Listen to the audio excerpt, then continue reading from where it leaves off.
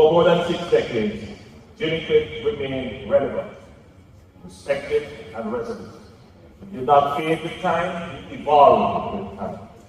His induction into the Rock and Roll Hall of Fame and his receipt of the Order of Merit were recognitions of international significance, honors bestowed upon a man who consistently elevated Jamaica's standing on the world stage.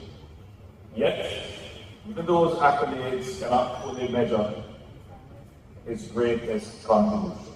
His true legacy lives in the courage he gave to those facing hardship, in the inspiration he offered to those striving for more, in the pride he instilled in a people whose culture he represented with authenticity, confidence, and fearlessness.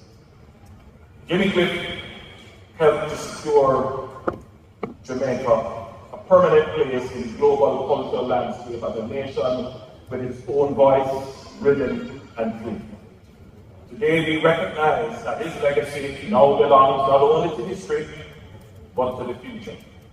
His work will continue to shape generations of artists, creatives, and young Jamaicans who will look to his journey and see what is possible when talent meets discipline and perseverance.